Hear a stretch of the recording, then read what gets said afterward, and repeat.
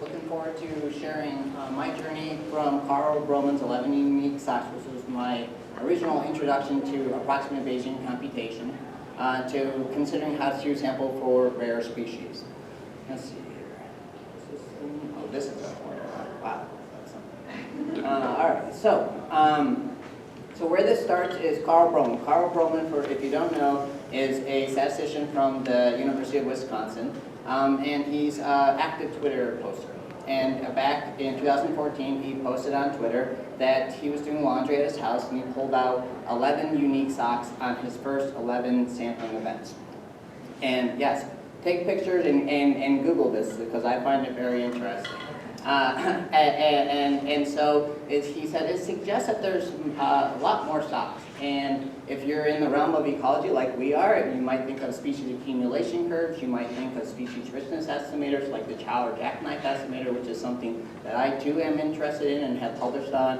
And I talked asynchronously, at least at New York State AFS a couple years ago about that. And really it's analogous to this idea of a needle in a haystack. And if you Google that, you'll find a picture of this dude who spent 2 days looking for a needle in a haystack. And it gets to the point that when you're trying to search for rare things, it requires a lot of effort. And so when I actually didn't learn about it on Twitter, because I'm not that active on Twitter, but I do follow Rasmus Spock, who is a guy who writes blog posts about coding in R. And so he wrote a blog post back in 2014 called Tiny Data, Approximate Bayesian Computation, and the Socks of Karl Broman. And what I want you to take away from this story is that there's a small amount of information, 11 unique socks, 11 sampling events, and you can apply it in an approximate Bayesian computation framework to learn something about reality. And his method was pretty good at estimating how many socks Karl Broman had in his laundry basket. It was one off. And I found that really interesting. Now let's bring this to fish. Let's talk about a hypothetical scenario here where we have a rare species sampled decades ago using traditional gears, but over the last, say, 30, 40 years, we haven't actually got a fish in hand from that, and we're talking about a teeming species here. And this is something I personally have interacted with a couple times now, once in Michigan and most recently this past fall in New York working with the Nature Conservancy. So I'll have these conversations with people, and I should introduce myself a bit more. Assistant Professor Sumya Swigo. My realm is conservation genetics or molecular ecology or something to that effect. So they'll come to me and say, hey, can we use an environmental DNA assay to survey for this rare thing? And long story short, if there is a well-developed assay, I'll say yes. And of course, the literature suggests that eDNA is more sensitive at sampling rare things. And so the story goes that you can go out to this lake, wherever it is, and sample.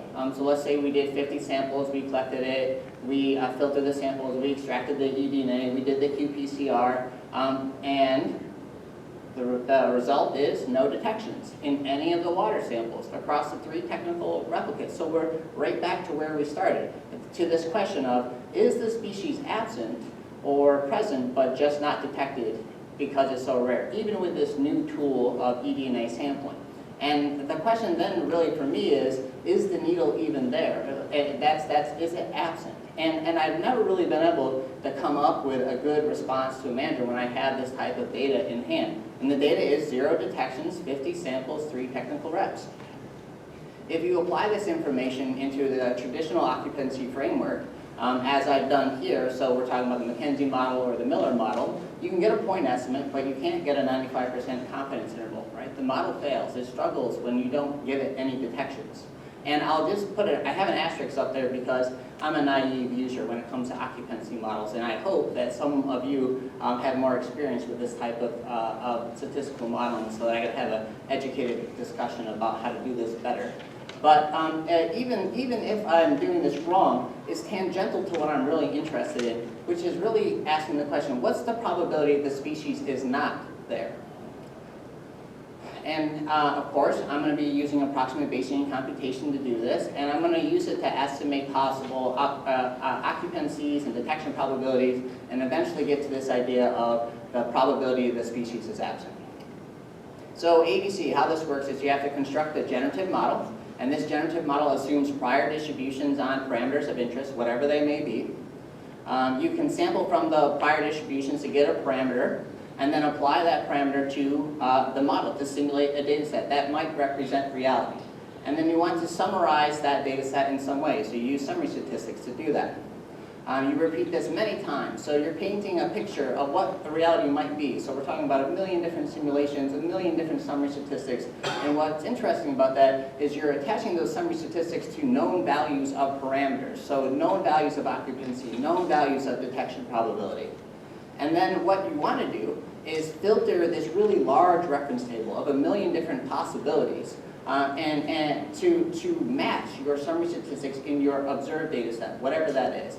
And it's common in ABC land to use some type of tolerance, some type of wiggle room in terms of what is considered a match.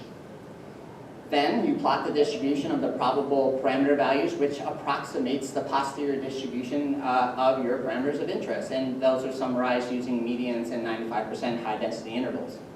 And so I'm going to start with the generative model that I use. So this is one of my favorite eDNA papers, written in 2014 by a group out of France. What's nice about it, what I've enjoyed about it over the years is that they publish their source code. So I've been able to play with it for close to a decade to inform how I use eDNA sampling strategies. And I realized this fall that I could kind of tweak the model, riff on it a little bit, and use it in the context of ABC to construct a generative model. And I'm going to use some visualizations to show you what that means. So first, we're focusing on our hypothetical. We have the 50 water samples. And with this 50 water samples, we have these unique sampling events. I can draw from my prior distribution from occupancy. I'm going to just say that it's 0.5 here. And with that probability, I can go to each one of these things and draw with a 50% probability that the species occupies this spot. And that's what I'm depicting here by light green and dark green colors, presence or absence. Now I can go to that location where I actually know in simulated land whether the thing is there or not. Pretend that I take a water sample, do the whole eDNA thing, and then with, again, sampling from this prior distribution, sampling from a prior distribution of detection probability, so let's say it's 0.5 in this case, use that detection probability to say, determine across my 3 replicates here, my rep 1, 2, and 3, do I actually detect the target species? And I've even incorporated the possibility that there's a false positive rate. So there's some chance that there is a false positive detection in your data set. And I'll just point out that, with the same probability values, with the same values for occupancy and detection probability, you can get different outcomes, as shown in the 3 figures to the right there. All of which will have their unique summary statistics, all of which could go into your reference table. So the tentative parameter values that I started with for the prior distributions, and I'm really considering this kind of a naive model, is one where you have occupancy and detection probability values that can range from 0 to 1. I also incorporated that idea of the false positive detection rate, and here I'm saying that ranges from 0 to 1 in 1,000. And again, you simulate a million different data sets, you get summary statistics for them. The question is, what are the summary statistics? I looked at 5 different ones up there. The ones that is in black and bolded is the one that I chose. And I don't have time to kind of get into the nitty-gritty, but that those choices were made based on looking at root mean squared error, bias, and coefficient of variation. So that mean and standard deviation of per sample detection rate, what does that mean? What that means is, like for each one of these, on a row-by-row basis here, I had 0, 1, 1, right? And the denominator is 3, so 2/3 of the time I detected the species here, and so on and so forth. That simple math can be done for each row in the data set, and then you can get a mean and a standard deviation on those per sample detection rates. And what I did is I used cross-validation simulations to validate whether this choice of summary statistics was good. Could it provide good information about reality? And again, I looked at root mean squared error, bias, and coefficient of variation, but I find prediction error plots pretty intuitive. And so the idea is you simulate a data set. You have known occupancy, known detection probability, and you pretend you don't know what those are. You go and you have your simulated data set, you use the ABC framework, you get an estimate on what you think the real is, and you compare your estimate, which is on the x-axis, the median posterior estimate, to the real, the known value on the y. And what I have up here is the summary statistic that I chose, and just in contrast, another one of the summary statistics, we're looking at comparisons of occupancy and detection probability. This dashed line here is the one-to-one line, and I have R-squares up there. But the gist of this figure is that median estimates from the posterior provide information about reality. Now let's return back to the hypothetical where we had no detections. And in this case, when I graph the posterior distribution, so what I'm showing you here is occupancy, detection probability, the prior distributions in red, the posteriors in blue, you can see a clear shift from the prior distribution. That is, the summary statistics that I chose and the tolerance that I chose do provide information about reality. We see a significant shift from the prior distribution. We can get estimates, so medians are low, but the caveat is that the high density intervals are wide. And I'm just graphing this in a slightly different way here. So 50, sample size 50, detection probability, occupancy, the dots there are the medians, the error bars are the ACIs. And I want to look at the role of doing more or less sampling. How does that influence our ability to estimate occupancy and detection probability? And you can see qualitatively like that the median declines and kind of plateaus close to zero, but that the ACIs stay quite wide.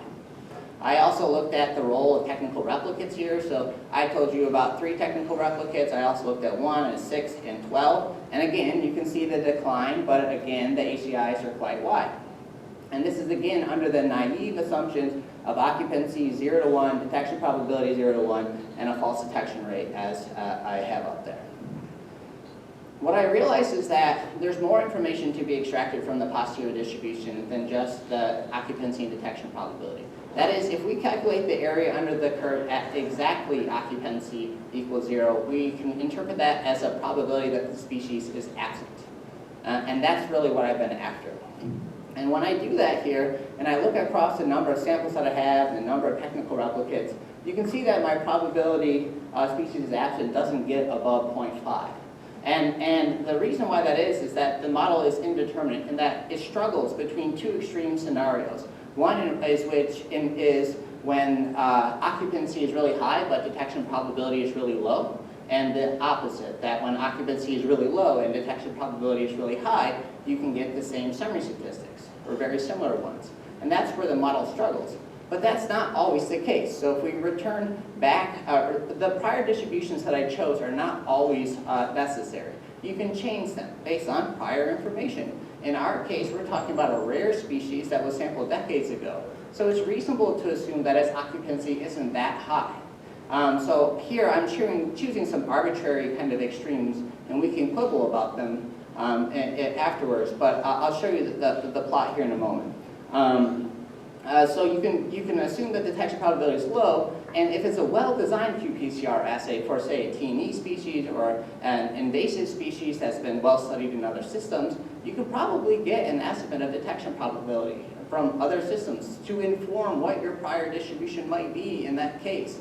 And if that's true, let's just assume that it's high, something between 0.75 and 1, then our story changes. So here we have a number of samples on the X, we have the probability of the species is absent on the Y, ranging now from 0 to 1. The dashed line up there is the probability of being 0.95, so a 95% chance that the species is absent.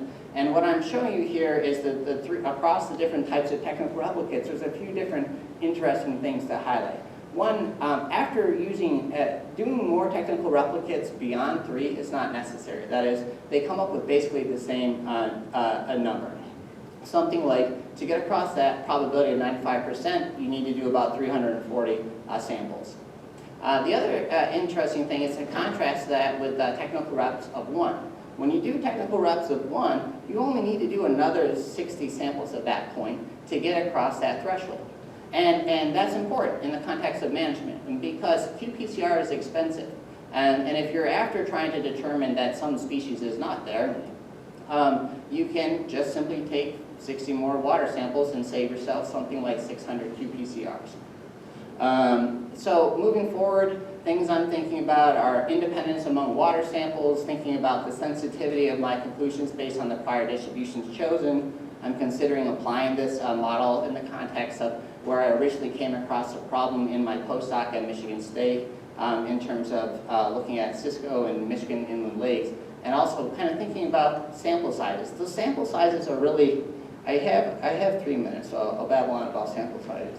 Like when you think about eDNA and how many samples people take, a lot of times they are under 50, and we're nowhere near that here. And that's to me is really interesting, and that to me makes me think about how we sample for things using eDNA. And I should say that I've been focusing on eDNA because that's my background, but really it could be used for any method where you have an estimate of detection probability and you're after trying to understand is the species there or not. With that, I'd be happy to take any questions.